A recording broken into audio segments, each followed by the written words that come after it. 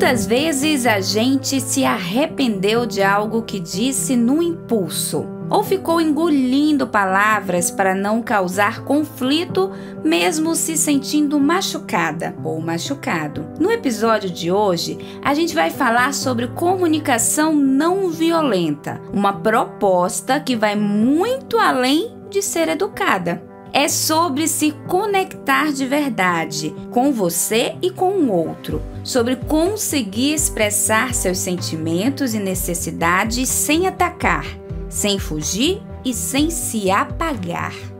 Talvez ninguém tenha te contado que existe um jeito de se comunicar com mais verdade, empatia e saúde emocional. Mas a gente vai te contar agora. Eu sou Lana Francis, uma jornalista descobrindo os caminhos da psicologia.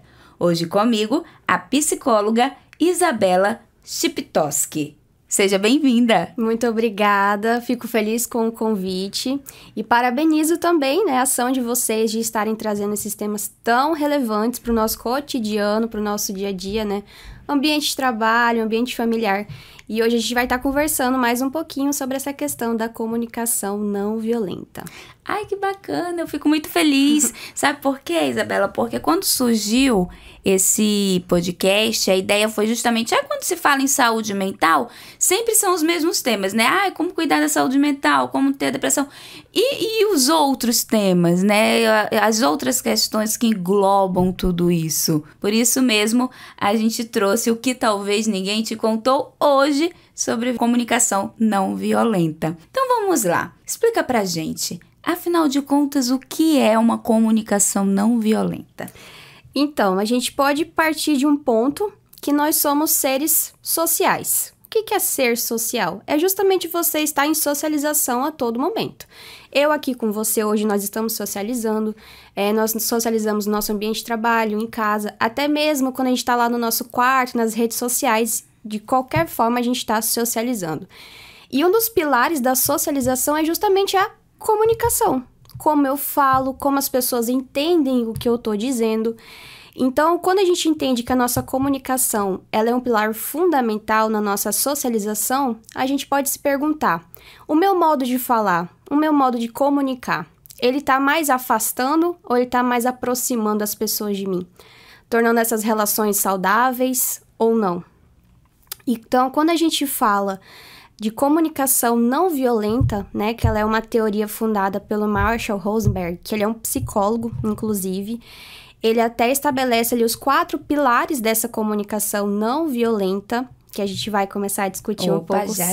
Já a gente vai falar sobre isso. Mas esse processo de comunicação ele é fundamental em qualquer aspecto da nossa vida. Eu até puxo um pouquinho pro meu lado, que eu sou psicóloga, mas eu atuo na organizacional hoje em dia. Para quem não sabe, psicologia organizacional estuda o comportamento das pessoas dentro do ambiente de trabalho, saúde mental, todas essas questões. Então, quando a gente leva, por exemplo, a comunicação pro lado profissional, ela é um pilar super importante, principalmente para os líderes, Que chega aquele momento, ninguém entende o que eu tô falando, mas será que você tá falando da maneira correta? Tá se comunicando de um modo claro, objetivo, que as pessoas realmente entendam o que você tá pedindo ou o que você tá comunicando, Então, a gente vai nesse sentido, de que a comunicação ela é fundamental na vida da pessoa. Isabela, mas existe uma forma de aprender essa comunicação não violenta? Existe. Como tudo na vida, na maioria dos casos, nós conseguimos aprender habilidades. E a comunicação, no sentido geral, ela é uma habilidade comportamental. Então, eu consigo aprender, sim. O que acontece com a comunicação não violenta? Já entrando nos 4 pilares, Vamos lá, então, falar sobre os 4 pilares. Então, para quem quer aprender, agora é hora de pegar o caderninho, a caneta. O primeiro ponto que o Rosenberg fala é justamente a observação sem avaliação, o famoso olhar sem julgar. Quando eu chego para uma pessoa já apontando o que ela fez, qual é a tendência, qual é a reação dessa pessoa? Ela se retrair. Se retrair. Sim. Se defender. Então, naquele momento, eu já constituí uma comunicação muito, digamos que, não tão funcional.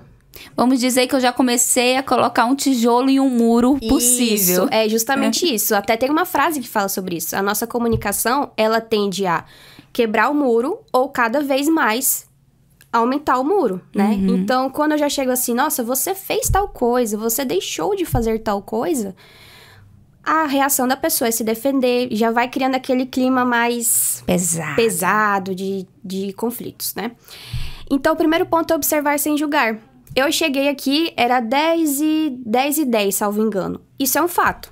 Eu cheguei 10h10. Agora, se eu chegar assim, a Isabela chegou 10h10, mas ela poderia ter chegado 5 minutos antes. Então, você observou o fato e você já colocou uma opinião. Então, isso já estaria errado na teoria de Rosenberg. O fato é fato. Então, o primeiro ponto é isso. Observar sem julgar, sem fazer avaliação. O segundo ponto que ele coloca, o segundo pilar da comunicação não violenta, é o fato de você identificar, reconhecer as suas emoções. O que acontece? Às vezes, no dia a dia, a gente só vai indo, né? Sem perceber o que realmente está passando aqui. O que me fez raiva hoje? Por que eu fiquei triste? Então, é aquele fato, né? Às vezes, a gente engole tanto as nossas emoções, vai engolindo, chega em um momento em que aquilo ali explode. E, geralmente, vai explodir para uma outra pessoa. Para uma outra pessoa. Então, eu vou acabar sendo grossa, gritando com uma outra pessoa. Então, a partir do momento que eu reconheço o meu sentimento diante daquela situação que aconteceu, eu fiquei chateada. Aí a gente começa a utilizar o eu, não você. Eu fiquei chateada que você chegou esse horário. Eu fiquei triste. Entende? O terceiro ponto já vai de encontro, né? Que é reconhecer as nossas necessidades. O que eu preciso naquele momento. Então, esses 3 primeiros processos, o Rosenberg, ele traz a gente pro consciente, entender o que realmente, de fato, está acontecendo. Pensar nessa comunicação, nessas emoções, nessas necessidades, de uma forma consciente. E o quarto ponto, o quarto pilar, é a questão de reconhecer os nossos pedidos. A gente sempre tem algo a pedir. Né? Então, eu preciso ser claro nesse pedido. Eu até trouxe um exemplo aqui para vocês de uma situação, né, de um ambiente de trabalho que acontece muito, né? Em que a pessoa já chega assim, você fez tudo errado de novo. Assim não dá para confiar. Se a gente for olhar do lado funcional, do lado da comunicação não violenta, um processo de observação seria: notei que no relatório dessa semana, alguns dados estavam diferentes do sistema. Né? Eu não diretamente apontei o erro para a pessoa, mas eu levantei que algo de errado está ali. A questão do sentimento, né? De eu reconhecer os sentimentos diante dessa situação fiquei preocupado com a precisão das informações. O terceiro ponto, a questão da necessidade, porque precisamos garantir a qualidade para os nossos clientes. Então, você percebe que nessa comunicação, eu não apontei o dedo para a pessoa diretamente. Eu não precisei ser grosseiro, eu não precisei usar palavras de baixo calão, eu não precisei gritar. Então, é nesse contexto que a comunicação não violenta, ela vai levando as nossas interações. Agora, você fala muito do ambiente de trabalho. Agora, a comunicação não violenta, ela é válida também em todo o contexto. No familiar, no relacionamento, ali no ambiente de amizade. Saber se comunicar nesse sentido faz toda a diferença. Isso, até Rosenberg, ele coloca no livro, para quem tem interesse na área, o Marshall Rosenberg, ele tem um livro que é Comunicação Não Violenta, que é um livro de capa laranja e amarela, são 2 mãos se abraçando. Já anotei, gente, tá na minha lista agora, hein? Fica a dica para quem se interessa no assunto, tá? E sim, ele fala em todos os contextos, principalmente o contexto amoroso, de relacionamento, em que a gente tem ali um parceiro, uma parceira, né, de vida, que a gente sempre coloca algumas expectativas. Então, essa comunicação não violenta em relacionamento amoroso, em relacionamento familiar com filhos, ela é essencial. Eu trouxe o exemplo do trabalho pra gente pensar, mas ela se encaixa em toda a realidade. Porque como eu falei no início, somos seres sociais, então a todo momento nós estamos nos comunicando. Nossa, você deu uma ênfase tão forte agora nos filhos, que me chamou a atenção. Porque realmente a gente está num momento agora que as pessoas, principalmente com as redes sociais, as pessoas falam tanto como educar o filho. Aí todo mundo quer dar o pitaco, né? Todo mundo quer falar, deveria fazer assim, deveria fazer de tal forma. E antes da gente começar a gravar, você falou uma questão de tirar, a gente desmistificar essa questão do mimimi. Quando fala assim, comunicação não violenta, poxa, mais uma coisa que criaram. Não, de fato é algo importante e que faz a diferença. E quando se fala no contexto ali da criança e na educação da criança, saber tratar e falar com aquela criança pode trazer resultados para um futuro, para um adulto muito mais saudável emocionalmente, podemos dizer assim? Sim. Até buscando agora, né, os conhecimentos da faculdade, da psicologia infantil, inclusive, não é a área que eu atuo, mas eu tenho 2 grandes amigas que trabalham na área infantil. E como psicóloga e mãe também, sou mãe, a psicologia explica que sim, os primeiros anos da infância da criança, elas são fundamentais para a vida adulta. Então, quando a gente fala da questão da comunicação não violenta, a gente traz sempre aquele princípio, né? Eu acredito que aqui todo mundo gosta de ser respeitado, de se sentir respeitado. Então, por que a gente não pratica o respeito? E principalmente na nossa comunicação, né? E a questão da comunicação não violenta, só pra gente, né, entrar aqui nesse assunto, ela não pode ser confundida como, por exemplo, com a educação positiva. São 2 coisas, né? Totalmente diferentes. A comunicação não violenta, ela pode ser, sim, utilizada na infância. Inclusive, ela é uma ótima ferramenta para isso. Então, para as mães, para os pais, para os cuidadores que estão ouvindo. Se vocês têm interesse em melhorar a questão da comunicação, seja ela com a criança que você tem em casa, com o esposo, né, esposa, enfim, namorados, é uma ótima ferramenta, tá? E para líderes também das empresas, para os seus liderados, ela pode ser usada em qualquer contexto. Eu não sendo um líder, vamos supor, eu estou ali em um cargo que não é de liderança.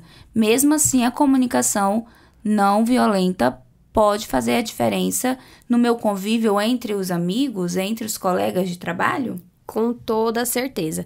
Eu sempre defendo um ponto de vista que nós podemos alterar o ambiente que nós estamos, dependendo, né, da forma de controle que a gente tem naquele ambiente. Aqui nesse ambiente eu posso ter um certo controle no que a gente está conversando, correto? Correto. Então, a partir do momento que eu estou lá no meu setor, com os meus colegas, 5, 10 colegas, eu começo a aplicar comunicação não violenta, isso pode sim influenciar no meu ambiente. Da mesma forma que o contrário também pode acontecer, né? Então, o ambiente em si, a minha abordagem no ambiente, ela pode sim influenciar. Não necessariamente sendo líder. Eu, colega de trabalho, dentro do meu setor, eu posso sim aplicar, tá? Como trabalhar a empatia? Você falou da questão da empatia, que também é um ponto dentro desse assunto. Como ter empatia com outras pessoas? O Rosenberg fala muito sobre a questão, né, do que a comunicação não violenta ela precisa ter ali de fundamento. Ele fala muito da empatia, que foi o que você falou. Então, Isabela, eu não sei por onde começar, tá muito complicada essa questão da comunicação não violenta. Comece pelo básico. O que nos torna humano? Ele até faz essa pergunta no livro. O que nos torna humano? Sermos empáticos? Sermos respeitosos? Então, a gente começa por esse princípio. E a empatia, ela tem muito do outro também. Eu me colocar no lugar do outro. Aí você pensa, nossa, agora tá. Eu já tenho as minhas questões, agora eu vou ficar me colocando no lugar do outro. Que difícil. Então, vai muito do que você almeja como vida, né? É o que eu sempre falo. Muitas pessoas chegam pra mim, Isabela, eu queria muito que a minha mãe, meu pai, meus irmãos, meu namorado, minha namorada fizessem terapia, porque eles precisam melhorar tal aspecto. Aí eu falo, então, o desenvolvimento pessoal, ele precisa começar pela pessoa, correto? Se eu chegar e falar assim, olha, você precisa melhorar nisso, talvez você fale, tá bom então, mas nem ligue. Então, o desenvolvimento, ele precisa partir da pessoa. Então, se pra você faz sentido praticar a empatia, tá tudo certo, né? Então, a gente sempre vai trabalhar com o funcional. O que torna a vida mais funcional? O que torna nossas relações mais saudáveis? Ok. Tentar entender ali o ambiente, os colegas, sempre ter ali uma conversa, até para o momento que realmente for necessário ter um desenvolvimento, podemos dizer assim, já tá todo mundo ali meio que alinhado, né? Isso. Agora você falou sobre entender os conflitos. Por que é tão difícil entender os conflitos da própria pessoa para poder chegar e ter empatia com o outro? O que acontece? O conflito, tanto numa relação social como interna, vai existir. Não adianta eu chegar assim e falar assim, gente, essa aqui é a fórmula mágica para não existir mais conflito na sua vida. Não tem como. Nós somos pessoas. Em algum momento a gente vai divergir. Nesse momento que a gente tá aqui conversando, a gente pode divergir. E tá tudo certo. Nós somos humanos. Eu penso diferente, você pensa de outra forma. Correto? Então, quando a gente fala nessa questão de conflitos, vão existir os conflitos internos, que é aquele, né, você com você mesmo, que só você sabe o que passa na sua cabeça, e os conflitos interpessoais, que é o que acontece externo. Eu com os meus colegas de trabalho, ou eu em casa, ou eu no meu ciclo de amigos, os conflitos eles vão existir. O que acontece? Existe a gestão dos conflitos, que é o que muda todo o contexto. Interessante. Eu até dei um treinamento esses dias, semana retrasada, sobre gestão de conflitos. Em que eu falei, o conflito ele vai existir.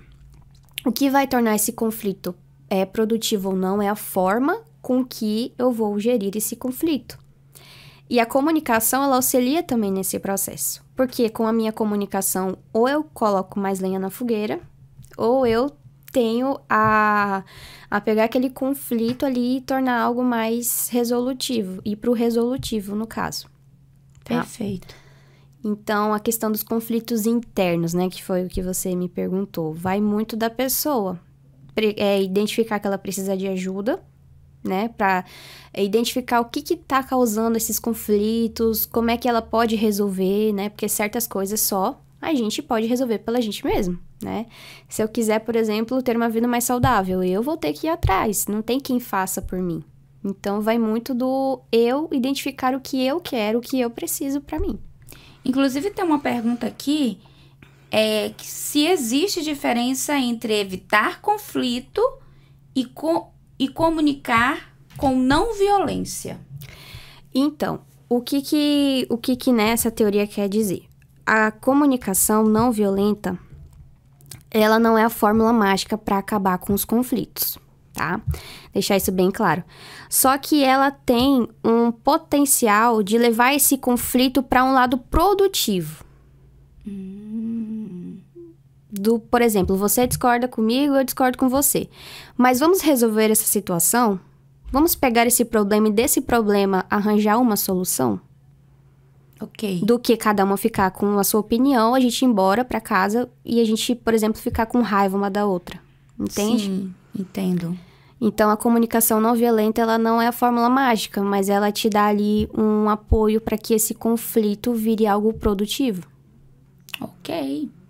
E olha só, como que a comunicação não violenta atua na autorregulação emocional? Então, quando o autocontrole, na verdade, o autoconhecimento, de forma geral, ele é muito, muito importante para tudo na nossa vida. Principalmente nesses dois pilares que eu falei. A questão de reconhecer os nossos sentimentos diante daquela situação e de reconhecer as nossas necessidades. Porque a comunicação também é você aprender a dizer não. Gente, olha só, temos um episódio só sobre isso. Por favor, se você está chegando agora aqui na nossa plataforma digital, no nosso podcast, volta aí um episódio, que nós temos um episódio inteiro sobre como dizer não.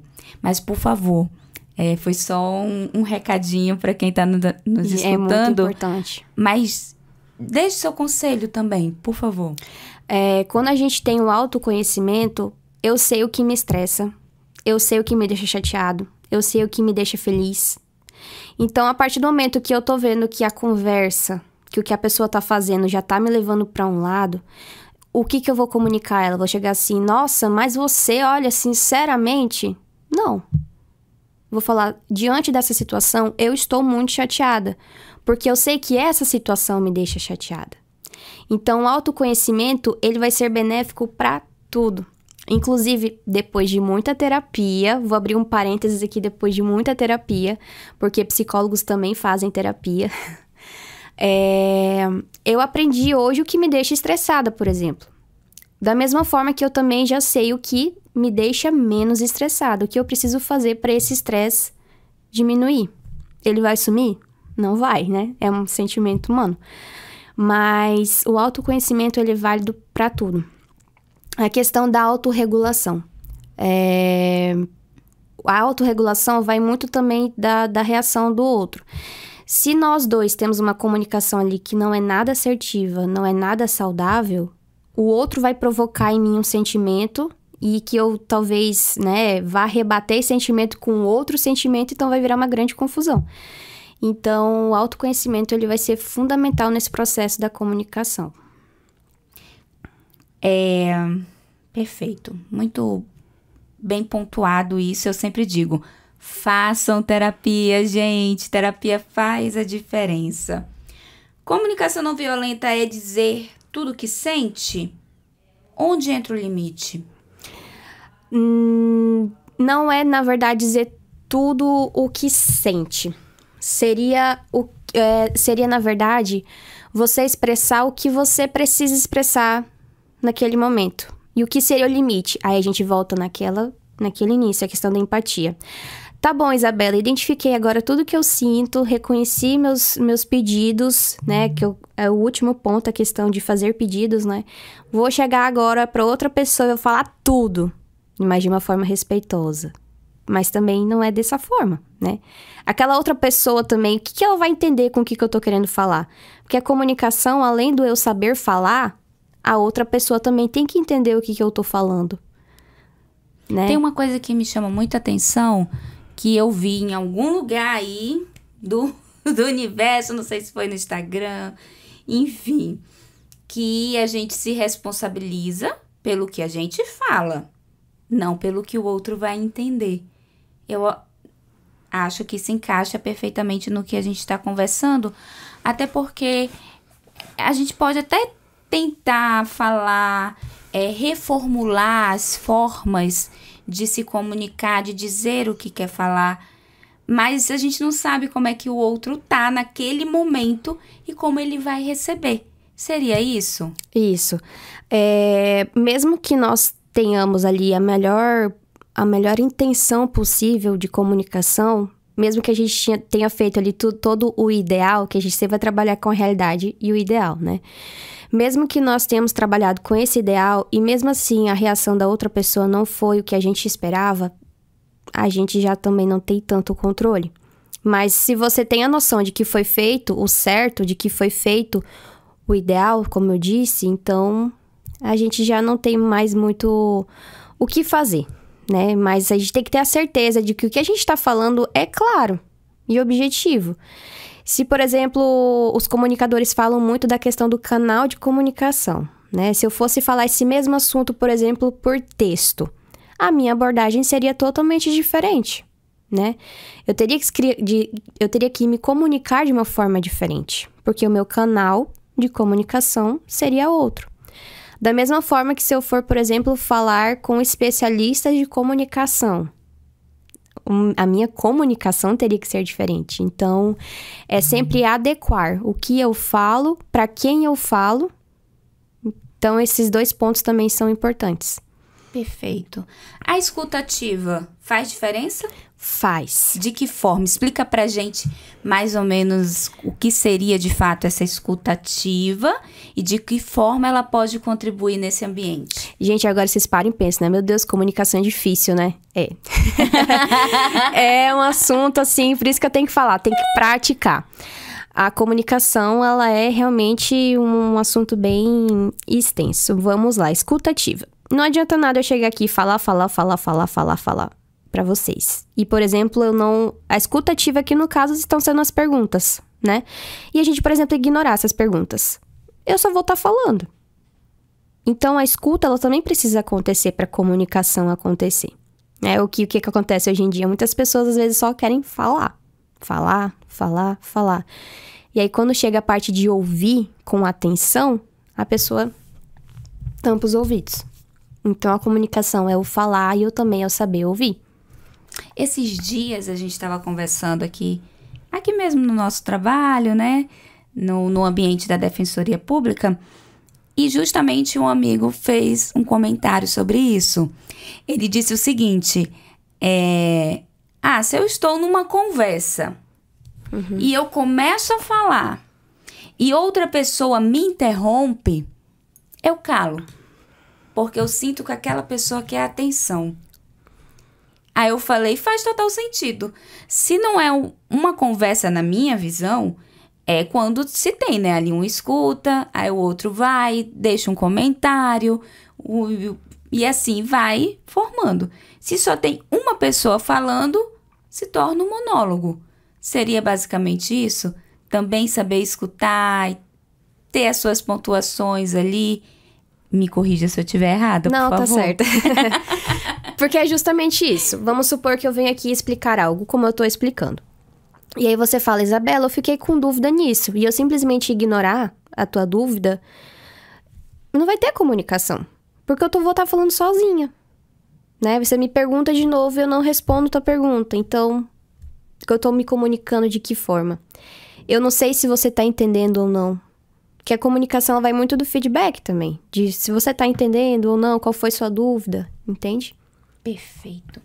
Então, já que você trabalha na psicologia organizacional, nos ambientes de trabalho, para a gente já caminhando ali para o final do nosso bate-papo, quais as tuas dicas ali para o ambiente de trabalho, já pontuando e fazendo um resumo do que a gente conversou. Vamos lá, a primeira dica que esses dias eu falei, até uma das participantes do treinamento falou assim, meu Deus, agora eu só vou usar essa ferramenta. Primeiro ponto, o eu. Antes de você fazer alguma situação, fale eu, ao invés de você. Porque você falando você acaba armando aquela outra pessoa. Então, sempre o eu. Eu fiquei estressada, eu fiquei zangada, eu me decepcionei, tá? Então, sempre use o eu no ambiente de trabalho ou qualquer ambiente que você estiver. E se comuniquem, tá? Se comuniquem, é essencial. Nas empresas eu percebo que um dos pilares que falta ou que é muito escasso é a questão da comunicação. E é o principal pilar dentro de uma empresa, né? Um dos principais é a comunicação. Então, se você ainda tem dúvida de como se comunicar corretamente, comece pelo respeito, né? E tente também entender se aquilo que você vai falar está claro e objetivo para outra pessoa. E se também vocês têm interesse nessa temática, procurem. É ótimo, vai ser ótimo, né? Já falando aqui, vai ser muito bom, vai ser muito benéfico para qualquer tipo de relação que você tenha. E eu vou deixar novamente aquela pergunta que eu fiz no início. Se a tua comunicação, o teu jeito de falar, se você tá percebendo que tá afastando ou tá aproximando as pessoas de você. Já vai ser uma grande pergunta para refletir por aí. Ficamos, então, com essa reflexão. Adorei nosso bate-papo. Gostei muito, muito obrigada por você ter disponibilizado um pouquinho do seu tempo de estar aqui com a gente. Muito obrigada, fico também agradecida por esse espaço. É muito interessante quando, né, abre essa temática da psicologia de forma geral, porque às vezes a gente, né, na correria do dia não para e pensa, né, como a comunicação, por exemplo, influencia nas nossas relações. Muito obrigada novamente. Gente, a Isabela, só agora mudando um pouco de assunto, ela me trouxe um termo que eu nunca escutei. Eu já tinha escutado roraimado, né? E você é? Paracuxi. Paracuxi, gente! Olha isso! Agora explicar o que é o paracuxi, né? Explica pra gente. Eu não sei se existe, eu acredito que não exista, mas eu inventei. É a mistura do paranaense com macuxi. Então, paracuxi. Me considero uma paracuxi. Chegou aqui há 22 anos. 22 anos. É roraimense, é que nem eu. Bebi da água do Rio Branco. Ficamos. E se você está escutando a gente em qualquer lugar do mundo, porque a gente sabe, uma vez na internet, a pessoa pode escutar a gente em qualquer canto. Saiba que nós somos de Roraima, extremo norte do Brasil. Muito bem, muito obrigada mais uma vez. Obrigada. E hoje o nosso assunto foi comunicação não violenta. A gente entendeu hoje que a comunicação não violenta não é sobre falar bonitinho, é sobre coragem emocional, é sobre conseguir dizer o que sente sem se perder de si mesma e, ao mesmo tempo, ouvir o outro com presença e empatia. A comunicação não violenta é treino, é prática, é autoconhecimento e não acontece da noite para o dia.